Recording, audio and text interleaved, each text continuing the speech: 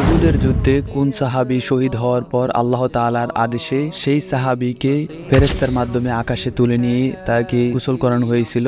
এটি ইসলামের ইতিহাসে একটি গুরুত্বপূর্ণ ঘটনা। উহুদের যুদ্ধে সর্বমোট 70 জন সাহাবী শহীদ হন। সকল শহীদদের লাশ এনে এক জায়গায় রাখা হয়েছে। তখন নবী করিম সাল্লাল্লাহু আলাইহি সাল্লাম গুনে দেখছিলেন, সেখানে দুটি লাশ কম দেখা যাচ্ছে।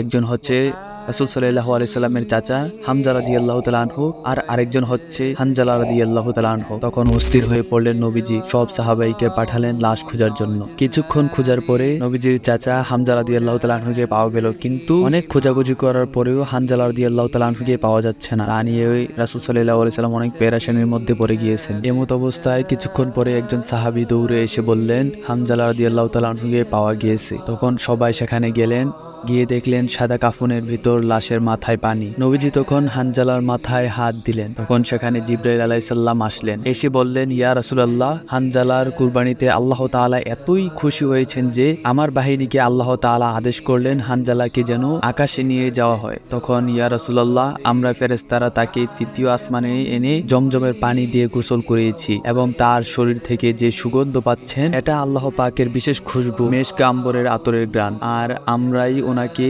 কাফনের কাপড় পরিধান করিয়েছি। সুবহানাল্লাহ। আর বন্ধুরা, এই হানজালা রাদিয়াল্লাহু তাআলা আনহু বিয়ের প্রথম রাত্রিতেই এই যুদ্ধে গিয়েছিলেন। এই নিয়ে পার্ট 1-এ দেখতে পারেন, সুন্দর একটি উপস্থাপনা করা হয়েছে। হানজালা রাদিয়াল্লাহু তাআলা আনহু কতই না ভাগ্যবান ছিলেন, স্বয়ং আল্লাহ তাআলার আদেশে তাকে ফেরেশতার মাধ্যমে শেষ গোসল করানো হয়েছিল। আর বন্ধুরা, আপনি যদি এই হানজালা রাদিয়াল্লাহু তাআলা আনহুর মতো হতে চান তাহলে অবশ্যই ভিডিওতে লাইক দিয়ে চ্যানেলটিকে সাবস্ক্রাইব করে রাখবেন।